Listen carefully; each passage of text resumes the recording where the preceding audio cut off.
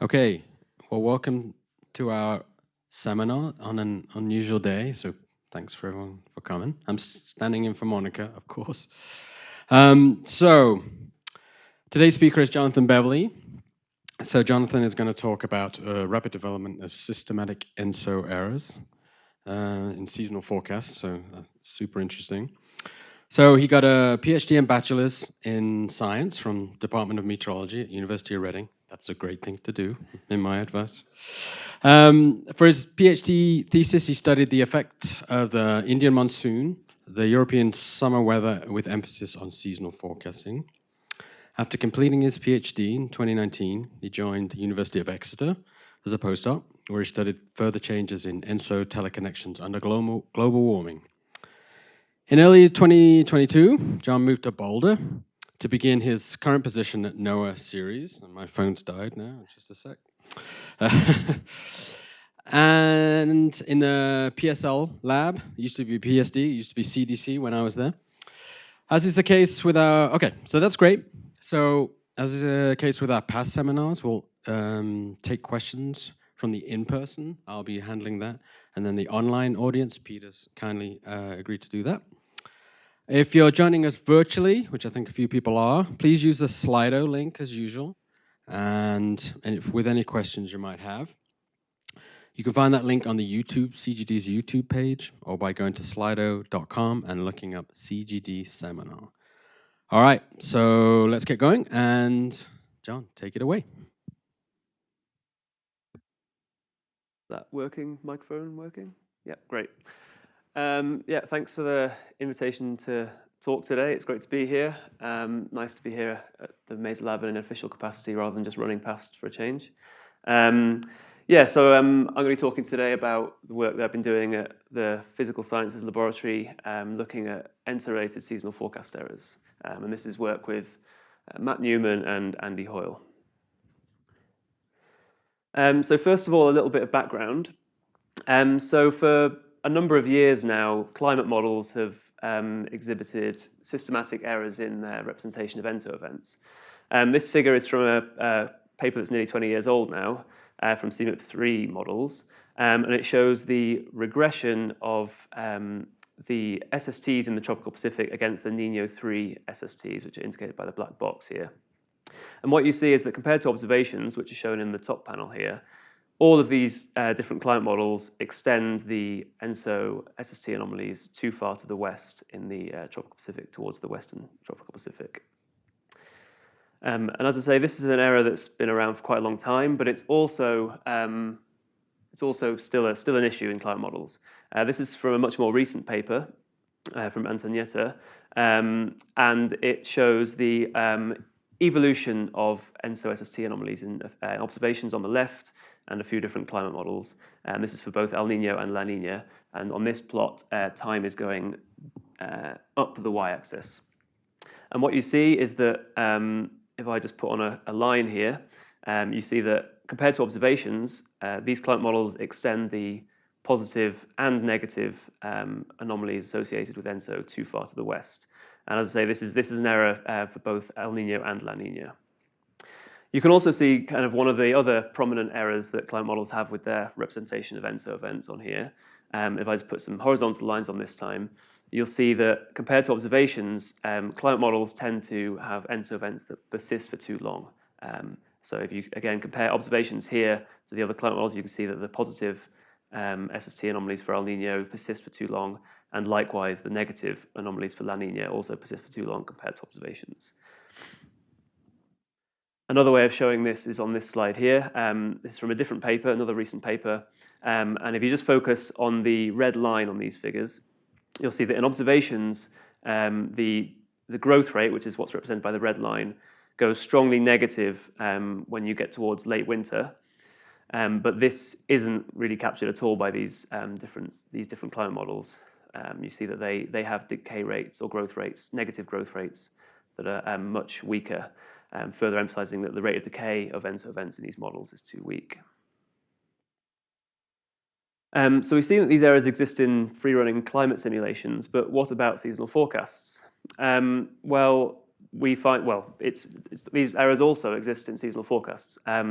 So this plot here shows the correlation scale of month 6 SST anomaly hindcasts from the North American multi-model ensemble. This is from a paper by Matt Newman.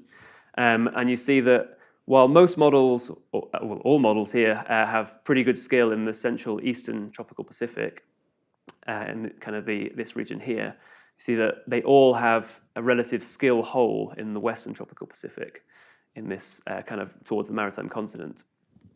Another thing to note here is that models that tend to have better skill in the central eastern tropical Pacific tend to have worse skill in the western tropical Pacific. So if you look at, for example, CAN-CM3 and CAN-CM4 both have quite high correlation skill for SST in the central eastern Pacific, but have actually negative correlation skill in the western tropical Pacific.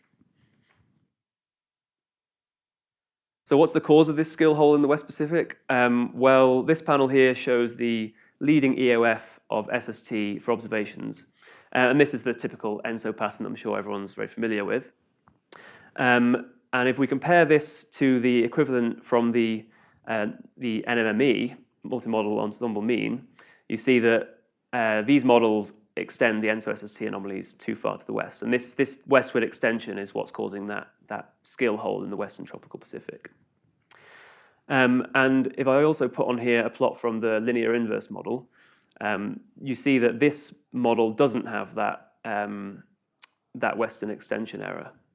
And the fact that a simple empirical model such as the linear inverse model doesn't have this extension suggests that this error isn't simply a limited predictability issue, but it is in fact a model error.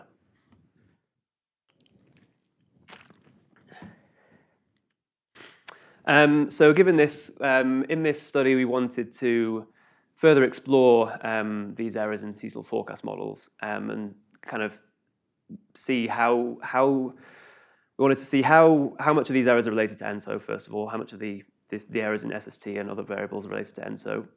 We also wanted to see how quickly these errors are developing in seasonal forecast models, how they develop kind of spatially as well, and also to get an idea if there's any indications of whether these errors are first appearing in the atmosphere or the ocean. So to do this, we analyzed data from 11 different seasonal forecast models, which are shown here. You'll see that these typically have different hindcast lengths. The common years are 1994 to 2016. We look at 8 different initializations from July through to February, so kind of through the peak of the ENSO, peak of ENSO events. These models are actually a mix of first of the month initializations and lagged ensembles, but we find that the initialization method doesn't seem to have any real impact on the errors that we see. And these models run out for approximately 6 months, and all models have had their mean bias removed. So we first wanted to examine how much of the error in these models is not random error, but is systematic and due to ENSO. So to get an idea of this, we calculate the DJF mean SST and rainfall error for the October initializations, and we determine both the variance of this error, which is what's shown in the gray contours on these 2 figures here, and the percentage of this variance that is explained by the observed Nino 3.4 index. And that's what's shown in the red colors here.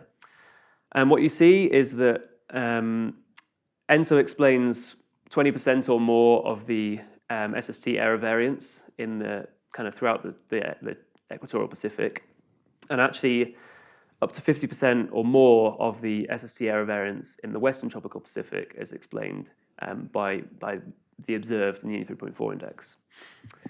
For rainfall, this variance explained is slightly lower overall, but is still kind of 40% or greater in the western tropical Pacific. So these 2 figures are really just showing that errors in both SST and rainfall are really closely tied to ENSO. So given this result, we now want to look at the part of the error that's related to ENSO. So for most of the remainder of the plots in this talk, I'm going to be showing what we call the ENSO-related error. And the ENSO-related error is the regression of the model error in a given variable against the observed Nino 3.4 index. So this basically tells us what the errors are associated with a given observed ENSO state. And the plots are kind of going to be colored as if they are for El Nino, but because these have been bias corrected and because of the regression, you can simply reverse the sign for the equivalent La Nina error. So we first look at the ENSO-related SST error across the different seasonal forecast models. I'm not going to show figures from all the different models.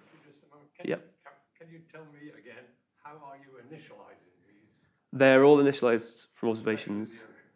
They're all initialized from observations.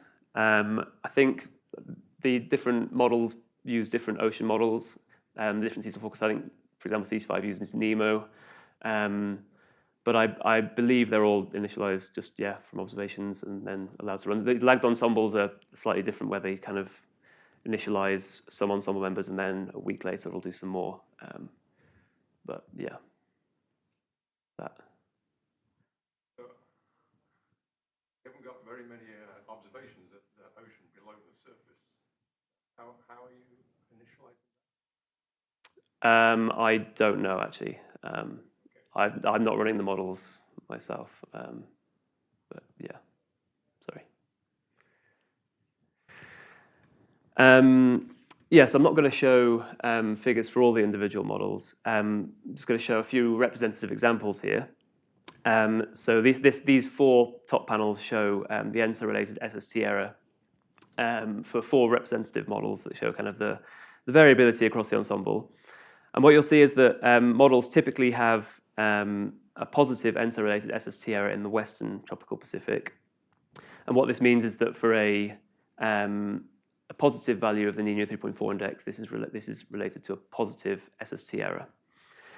And this is the case, pretty much all models actually have this westward error. And you can also see that in the multi-model mean here. I've got the multi-model mean of these four models and the multi-model mean of all 11 models. And you'll see that Western tropical Pacific error appears there as well. In some models, it's more of a shift rather than an extension of the ENSO-SST anomalies. So you'll see that SPEAR has negative ENSO-related SST error in the kind of central eastern tropical Pacific. So this is kind of indicating more of a westward shift of ENSO-SST anomalies rather than an extension.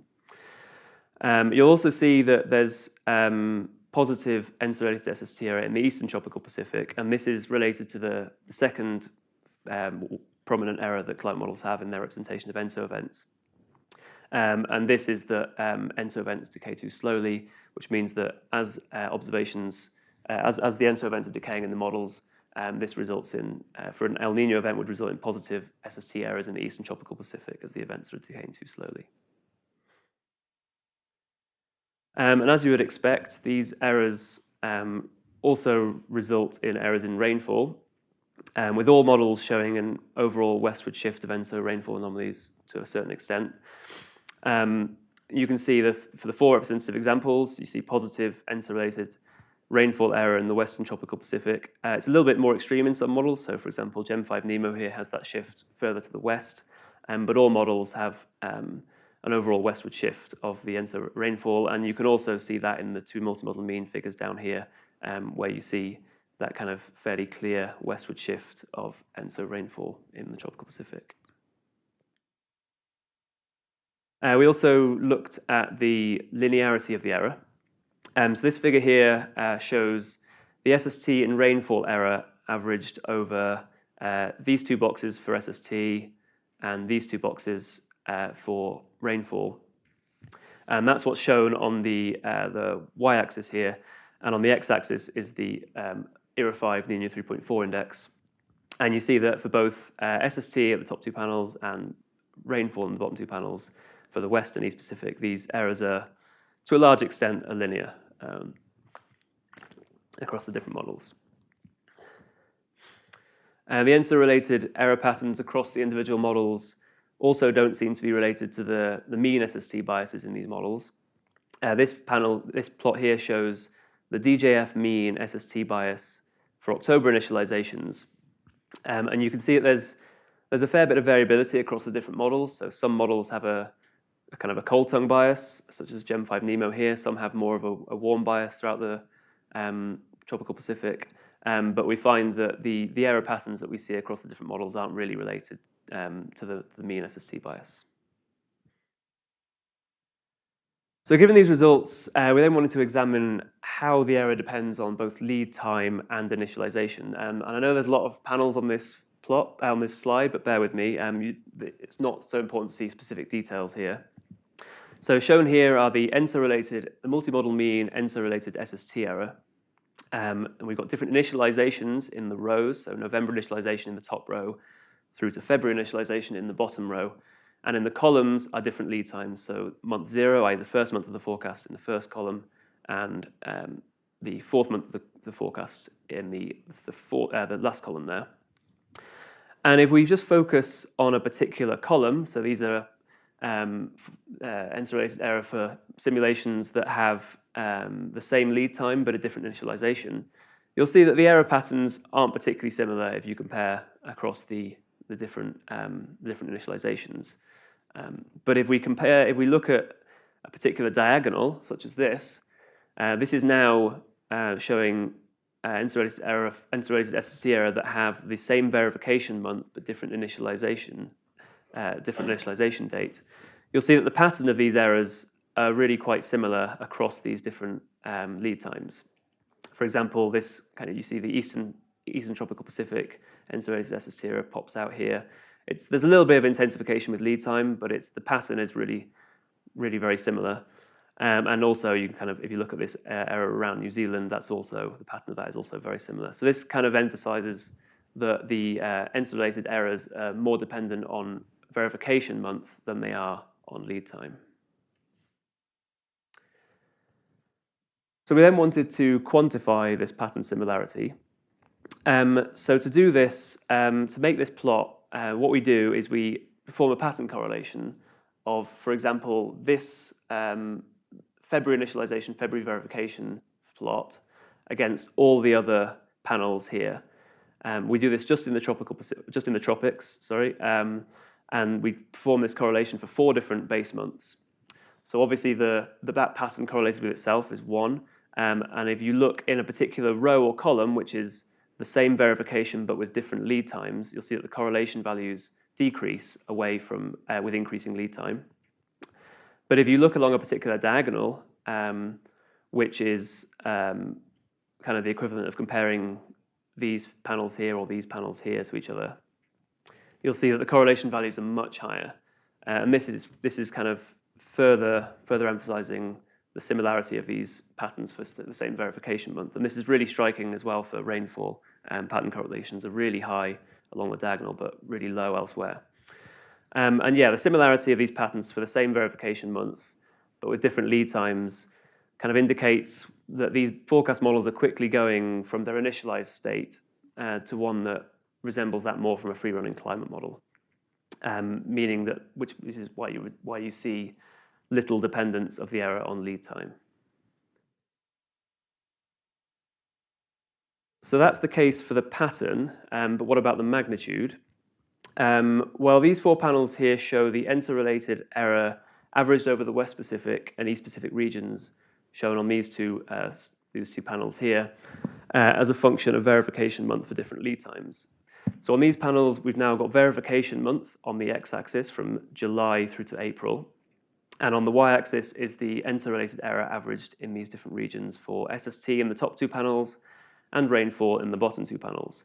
And the grey dots here indicate individual model simulations with the colors, the multi-model mean.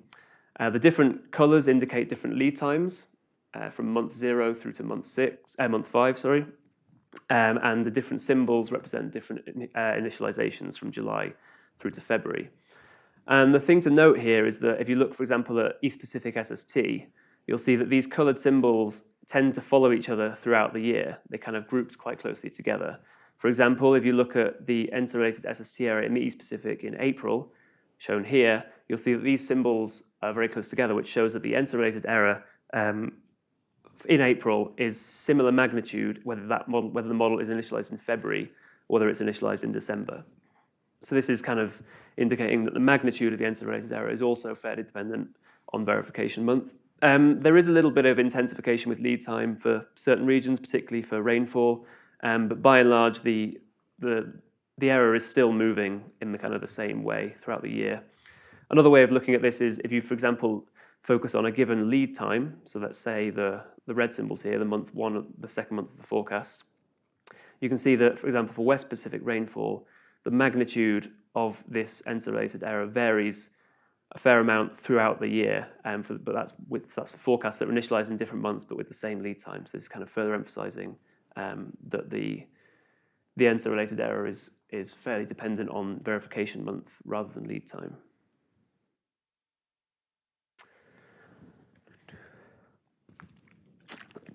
So we then wanted to look at the evolution of this error on a daily, or in this case, pentad timescale.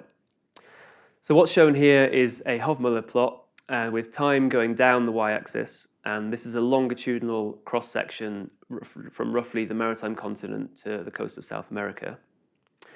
And this is showing the pentad averaged ENSO-related error for, in this case, CEAS-5 hindcasts. And on here, the black arrows are showing the ENSO-related 10-meter zonal wind error, with the black arrows being significant, grey arrows being not significant. The red contours show the ENSO-related SST error, and the coloured contours show the ENSO-related rainfall error. So what you see is that for the October initialization, which is shown here, you see that positive West Pacific ENSO-related SST error in the Western Tropical Pacific. You also see that towards the end of this run, you get some anomalous convergence, which results in this positive ENSO-related rainfall error in the Western Tropical Pacific. And if I just put up the other following initializations, so November, December, January, you'll see that they also have similar errors in the Western Tropical Pacific, for example. And if I just put on a horizontal line here as well, you can really see the seasonality of the error quite obviously here. So you'll see that this error, for example, in the Eastern Tropical Pacific, Eastern Tropical Pacific ENSO-related SST error, that takes several months to kind of develop in the October initialization, is developing much sooner in the later initializations. And you can also see this in rainfall here as well, with kind of these are rainfall, ENSO-related rainfall anomalies in the errors in the Western Pacific kind of all lining up fairly well.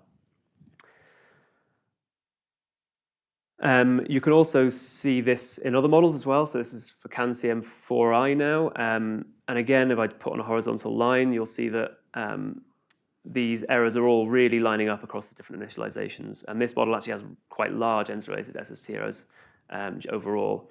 And you'll see that the rainfall error again lines up really closely. The other thing to note on these plots is that these errors are developing very rapidly.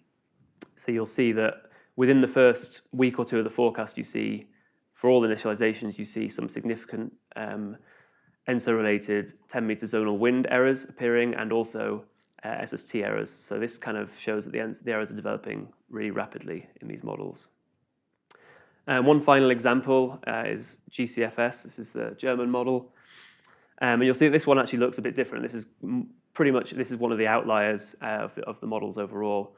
And you'll see that this, by and large, has negative ENSO-related SST errors in the tropical Pacific. But even this model, which is a bit of an outlier, still has the same seasonality in the ENSO-related errors. So you see this positive error that develops later in the winter really lines up across the different initializations. So what we think is happening is that these errors are developing so rapidly that the model is quickly transitioning from its initialized state to something that looks more like the climate model state, which is why the model errors are more dependent on verification month than on the lead time. So this is another way of showing that, really, another way of showing the rapidity of the error, at least. This shows the ENSO-related SST error averaged over the West Pacific, over that West Pacific region where you generally see positive ENSO-related SST error. This averaged for 4 different models, shown on the different panels, and 4 different initializations in the different colors. And you can see that, this is also from day 0 here is the 1st of October, time going along the wet x-axis here. And you can see that the error typically starts growing very quickly, almost immediately in all of the initializations. And the trajectory of the initializations also soon start to line up, once again emphasizing the seasonal dependence of the error.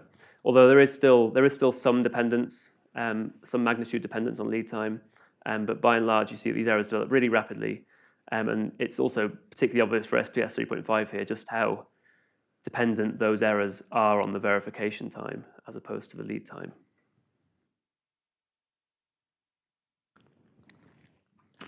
So that brings me to the kind of end of this first section, or main section, I suppose. So we've seen that seasonal forecast models have systematic errors in their representation of ENSO events that are related to long-standing climate model errors.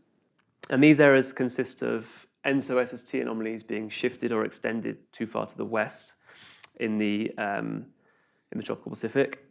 And ENSO events also tend to persist for too long in the models. The errors develop, we find the errors develop so rapidly, kind of within the first couple of weeks of the following initialization, that the errors quickly become a function of a seasonal cycle rather than the lead time. So we think that they're going from the initialized nature space into something that looks more like towards the climate model attractor.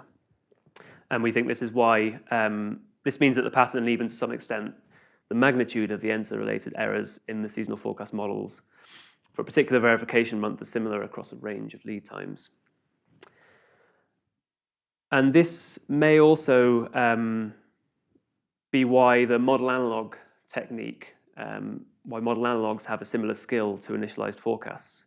So the model analog technique involves making a forecast by comparing an initial observed state to those from a GCM, choosing the closest match to the observations, and then assuming that the two will follow a similar trajectory over some finite period of time. And the fact that model analogs have relatively comparable skills, certainly in the tropical Pacific, to initialized seasonal forecasts, maybe because the models are quickly going into a climate model state. So it doesn't really matter how you're initializing the model, they're quickly kind of following the same trajectory throughout the year. And this also means that we might be able to kind of try and understand some of these climate model errors in the context of seasonal forecast models, or the other way around as well. We might be able to understand the seasonal forecast errors by looking at the climate model errors. And I also didn't actually mention on the Hofmüller plots before. I'll just go back actually.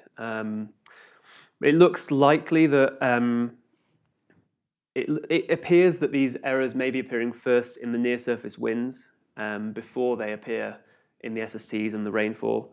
So you can see kind of here, you can see significant ENSO-related zonal wind errors appearing kind of within the first pentad or two of the forecast.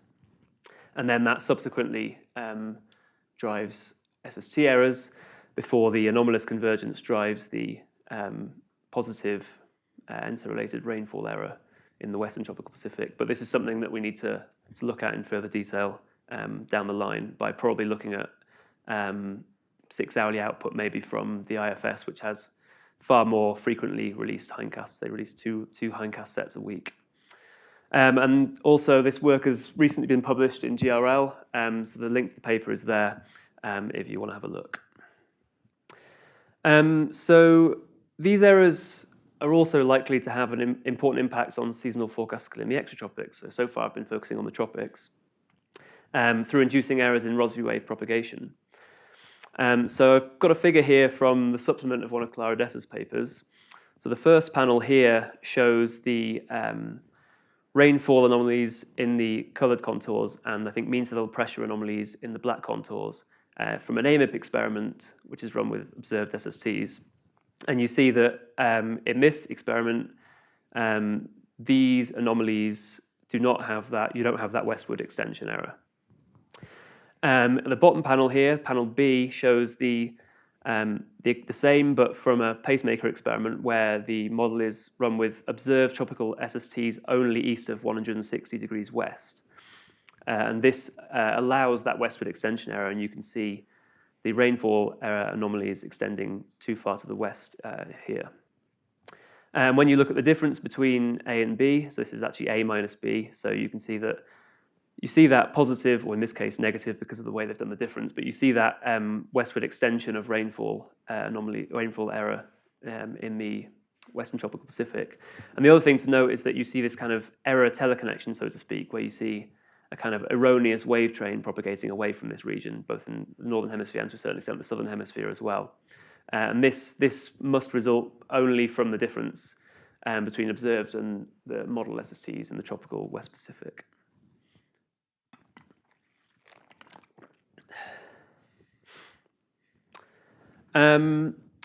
So I've had a brief look at this in the context of our ENSO-related error.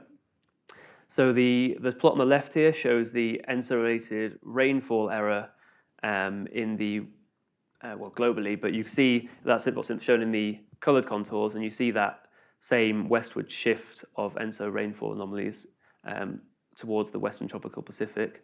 The black contours here show the 200 hectopascal geopotential height ENSO-related error, and you see a similar sort of thing with an erroneous wave train both in the northern and southern hemisphere kind of propagating away from the Western Tropical Pacific.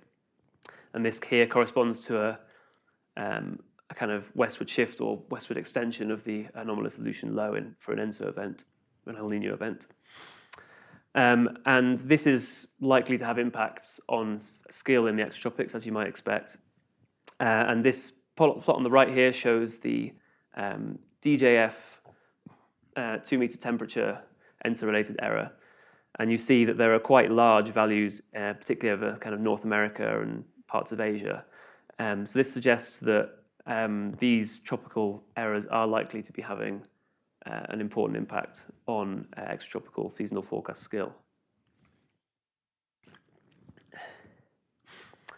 But as part of this, there's also the question, when you look at the extratropics, there's also the question of how much of the error in the extratropics is related to the erroneous forcing and how much is related to background state errors. So pretty much all of these seasonal forecast models suffer from jet biases. So for example, in CEAS-5, I think the jet is typically located too far to the north, and also I think extends too far into the North Pacific. One way of trying to explore this is to use a barotropic model. So the barotropic model I've just kind of come back to, I actually used it during my PhD, but I've actually just come back to it. It integrates the barotropic vorticity equation on a sphere. And in these experiments, you apply a steady Rossby wave forcing in the deep tropics, so between 20 north and 20 south. This is an example forcing for ERA 5 shown here. And this is the Rossby wave source calculated using the anomalous divergence in El Nino years. So you see kind of, this is the ENSO signature shown here. And this is applied as a steady forcing, and the model is integrated forwards until a steady state is reached, which takes roughly 20 to 30 days. And the advantage of a model such as this is that you can run it with the basic state and forcing from observations or from seasonal forecast models, and you can mix and match. So you can say run with the forcing of observations, but with the basic state of the model, and vice versa. So kind of trying to tease apart a little bit about what the relative influence of errors in those two different things are. I've got some very preliminary results here. These are actually only a few days old, so take them with a pinch of salt, I suppose.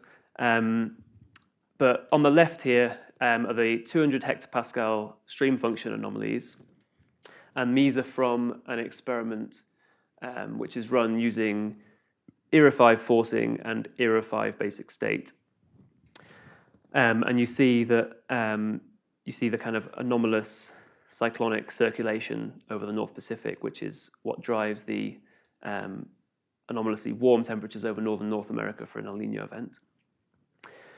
And then if you look at the top panel here, this is an experiment run using CEAS-5, ECMWF CEAS-5 forcing and CEAS-5 basic state.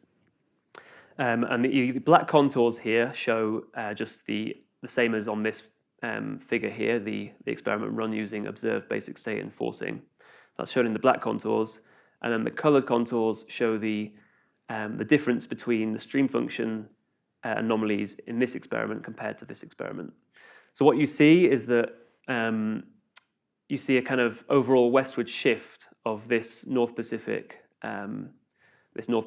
stream function anomaly kind of more towards the West Pacific, which is consistent with a westward shift of ENSO rainfall.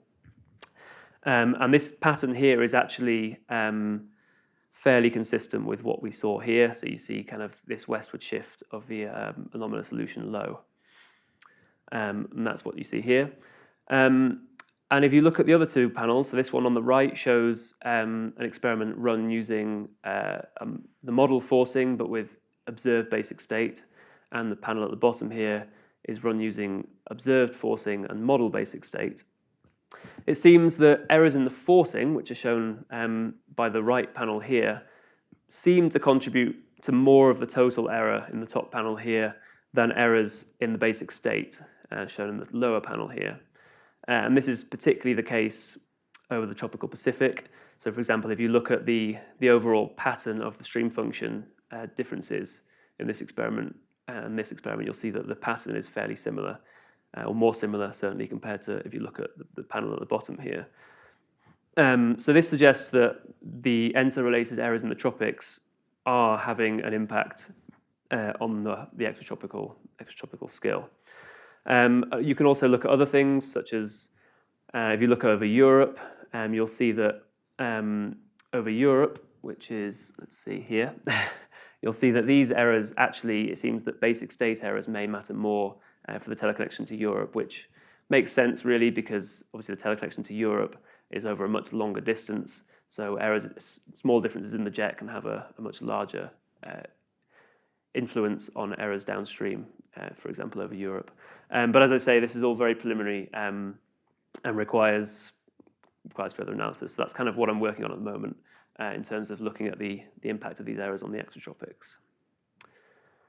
So yeah, that brings me to the end. Thank you for listening. And I just want to give the paper one final plug here. And again, there's a link to that on the slide here. Yeah, thank you.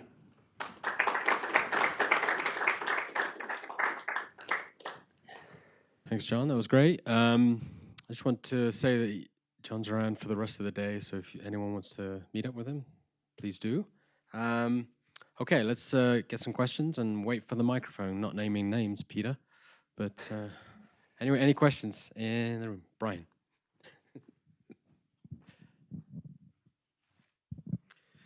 Trying to square all the pieces that you put together in the first part of the talk before the teleconnections, and I'm wondering if you looked at the residual error, the non-ENSO-related error, would it also quickly diverge or quickly grow and go toward the model state? I suspect so, yeah. I think, though, I spoke to some people at ECMWF, and they found that and this kind of comes back to the errors maybe developing first in the atmosphere, the model kind of, the trade winds just quickly become too strong, I think it was. So I suspect that you'd see the same kind of rapid development of the errors.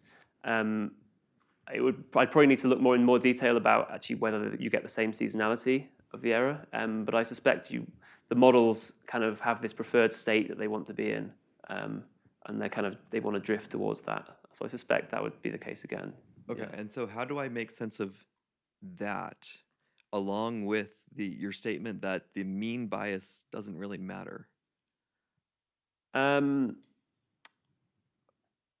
I guess, yeah. I'd probably need to think about that, actually. Okay. Yeah, maybe chat to you afterwards, yeah. Good, I'm glad I'm not the only one. Thanks. Do we have anything online, Peter, before? Nothing online? Yeah. Yeah, at some point you showed those line plots of the error for the different models as Sure. a function of season, and it's very, like there in the Canadian one, it's very striking that they all shoot up at a certain time. Can you use that to kind of understand what is going on there? Potentially, yeah. I mean, Yeah, so I suspect this is kind of comes back to the models kind of drifting towards their climate model state, because typically, certainly related to ENSO, there's generally lower skill in kind of late winter, springtime. So I suspect that that's what's going on here, and I think we could potentially use these seasonal forecasts to explore the climate model error as well as the other way around. And also, we kind of thought about whether you can use this as a kind of skill correction as well. If you know that for a given ENSO state that you're going to have some certain error, you could potentially use that, particularly in the tropics where ENSO diversity isn't so much of an issue, potentially use that as a kind of a forecast correction. And if you divided this up into El Niños and La Niñas, do you think you would see the same? It should be the same seasonal? because it's just done a regression. And we also saw the, I go back to the plot here. The errors are largely linear. There's maybe a slight bit of non-linearity here, but by and large, the errors are kind of linear across the different regions. Thanks. Nothing yet, Peter? Yep. That was really fun. I'm just wondering, with the Hofmiller diagram that you had there in the Western Pacific, the one where you have this one here you have the cascading. Yeah. I'm wondering if that's really, the reason why you get that precipitation bias is because that's when the ITCZ is actually there. Right. And so when the ITCZ isn't there, you're not going to get a precipitation bias occurring. If like in the earlier months, like prior to like that sort of February period, the ITCZ is further south. So. Right. Yeah, I guess that's probably true. I mean, you do also see in other models you see this error kind of developing earlier. So I think it's probably a bit of both, really. It's kind of partly as a result, because you can also see then kind of the anomalous convergence here that develops in this model, kind of develops earlier, and that you also see the rainfall errors developing earlier.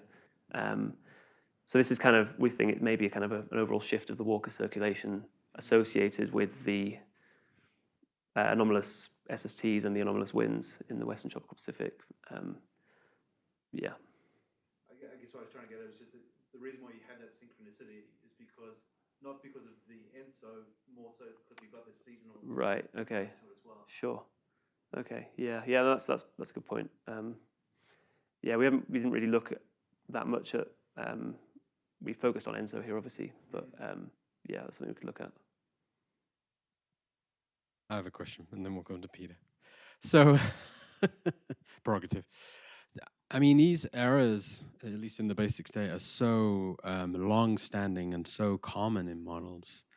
Do you get a sense that, the surface stress coupling with SST gradient, do you get the sense that something, when I'm talking about processes in the model, is missing?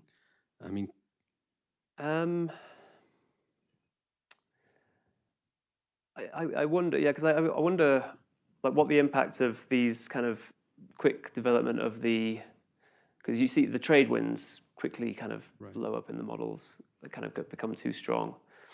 So I wonder whether it's, I mean, I've also seen recent studies that have looked at resolution differences in these different models, and there does seem to be maybe some dependence of these errors on resolution.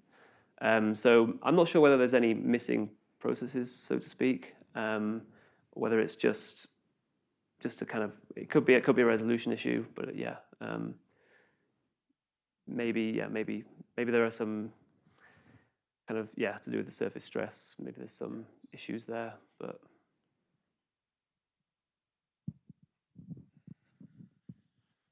So I like the talk, and especially the bit about the atmospheric errors arriving before the ocean errors. So shouldn't then, therefore, you see those errors in AMIP runs from these models where the atmosphere is forced by the observed SSTs? I guess it depends how much of a feedback there is between the atmosphere and the ocean. Yeah, that's a good point. Let me just, yeah, actually, let's skip on this one. Actually, no, it was the one at the end, wasn't it, with the AMIP experiment? Yeah, I guess maybe you would, but then so I've also seen some kind of relaxation experiments where you relax in the tropics and you still see something of this westward extension. So that suggests that it's maybe not entirely kind of atmospheric driven, but yeah, no, that's a good point. Something maybe need to think about. Yeah, and one question about resolution. Doesn't the European Centre model have a lot more resolution than virtually any other? So yeah. do they still see these errors? Yes, but I think it does have a better resolution, but it also, I think, I haven't got all the models here, but it does.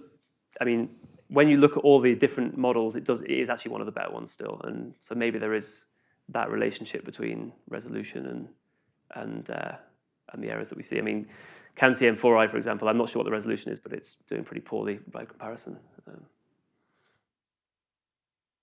Okay, we've got a online question from Justin Small. Regarding systematic errors and drift to model state, if you look at individual calendar months, would they be more similar?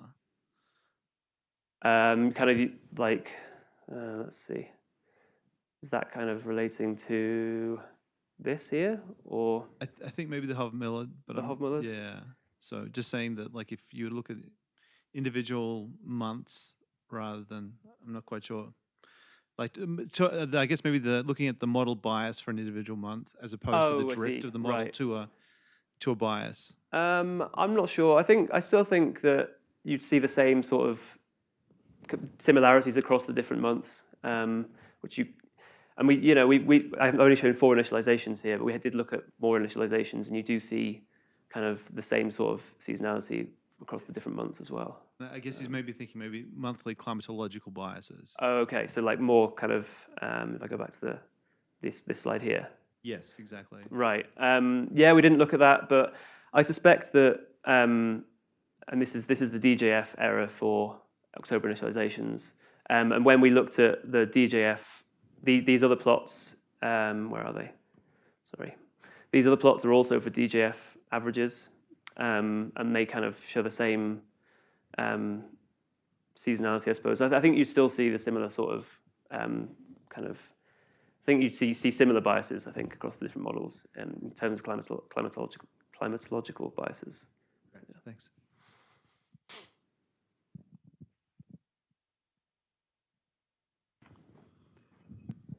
Since we're on this slide, I'm really struck by SPEAR. Does it not have systematic bias? Seemingly not. I think from what Matt was saying, I think they've really focused on reducing that bias, that SST climatological bias, maybe at the expense of other things. But that is really striking, actually, just how small the climatological bias is in that particular model, certainly compared to other models.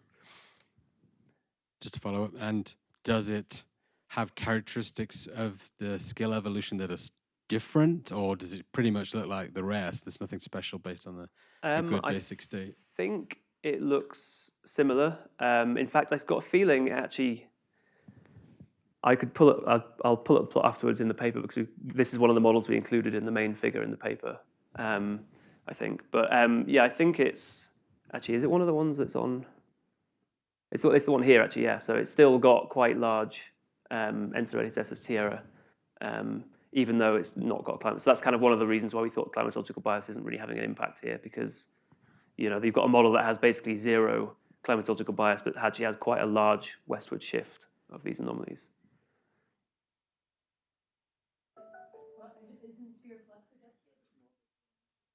All right, yeah, SPEAR is flux adjusted apparently. Well, I don't know. It might be. We're speculating in the room. All right, any more questions online? Yeah, we're good. All right, well, thanks John one more time. Great talk. Do we have a seminar next week? I think we do, don't we? Oh, are we done? We're not done, are we? I think we have John Fasulo. Yeah, okay, so maybe John Fasulo. If John's listening, you've got a seminar next week. All right, thanks.